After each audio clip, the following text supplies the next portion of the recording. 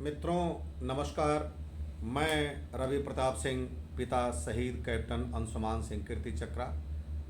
आपको जान करके आश्चर्य होगा कि माँ भारती पे शीश हंसते हंसते चढ़ाने वाले शहीदों के माता पिता या वीर गति प्राप्त जवानों, जेसीओं या अधिकारियों के माता पिता आज की तारीख में अपने पुत्र की शहादत पर गर्व नहीं बल्कि रोने पर मजबूर हैं। और इसके पीछे कारण है सरकार के कुछ अव्यवहारिक नियम और कुछ इस तरह के अमर्यादित अशोभनीय कानून हैं जो उन्हें आज की तारीख में इस आधुनिक युग में सम्मानपूर्ण जीवन जीने के रास्ते में बाधा बनते हैं। मसलन जब एक माँ बाप अपने पुत्र को अपनी संपूर्ण सलाहियत के साथ परवरिश करके अपने हाथों से स्टार लगा करके माँ भारती पे सेवा करने के लिए देश को समर्पित करते हैं, लेकिन वही पुत्र जब शहीद हो जाता है, वीर गति को प्राप्त हो जाता है, तो उसकी पत्नी, एक दिन की पत्नी हो या एक साल की पत्नी हो, एनओके पॉलिसी के अंतर्गत संपूर्ण अधिकार उसे मिल जाता है और माँ बाप को आश्रित की श्रेणी से भी हटा दिया जाता है। जीवित रहते पुत्र के जो चिकित्सा की सुविधा उनको मिलती है वो भी उनसे ले लिया जाता है।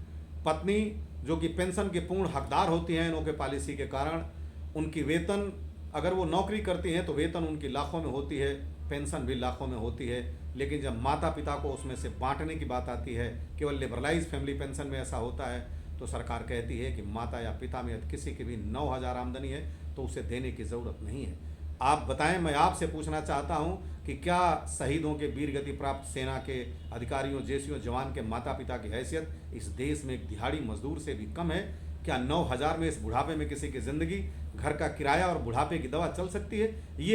इस अव्यवहारिक मांगों को देखते हुए हम लोगों ने भारत सरकार के रक्षा मंत्री, रक्षा राज्य मंत्री, कानून मंत्री से अपनी बातें रखी, लेकिन कुछ भी नहीं हुआ।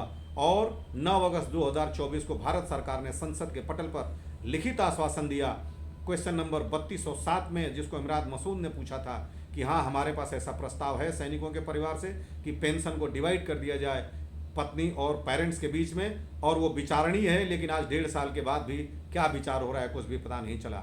इसलिए हम लोग 2 अक्टूबर को गांधी जयंती पे शांतिपूर्वक रूप से नेशनल वार मेमोरियल पे आमरण अनशन करने जा रहे हैं। पूरे देश के शहीदों के माता पिता, कुछ मांगे इस प्रकार हैं: वीर नारी की तरह वीर माता पिता की संज्ञा प्रदान की जाए, एनओके पॉलिसी में संशोधन हो और माता पिता किसी भी कीमत पर एनओके से वंचित न किए जाएं, वीरता के पदक पर पत्नी और माता दोनों का बराबर अधिकार हो, जब दोनों संयुक्त रूप से ग्रहण करती हैं तो रखने का अधिकार भी बराबर होना चाहिए। पेंशन हर दशा में पत्नी और माता में बंटनी चाहिए ताकि दोनों एक सम्मानपूर्ण जीवन जी लें। माता पिता के देहावसान के बाद वो पेंशन या तो पत्नी को पासान हो जाए या सरकार उसे बंद कर सकती है। इन कुछ बुनियादी मांगों के साथ शहीदों के माता पिता आगामी 2 अक्टूबर 2025 को गांधी जयंती पे राष्ट्रीय वार मेमोरियल पे आमरण अनशन कर रहे हैं। और आपसे गुजारिश है कि आप जितनी ज़्यादा से ज़्यादा हो सके इस बात को प्रचारित और प्रसारित करें कि इस देश के माता पिताओं के साथ न्याय मिल सके और वो उसी जोश और जज्बे के साथ अपने बेटे को परवरिश देकर के माँ भारती पे शहीद होने के लिए, माँ भारती की सेवा के लिए, इस देश की एकता अखंडता को अक्षुण्ण रखने के लिए,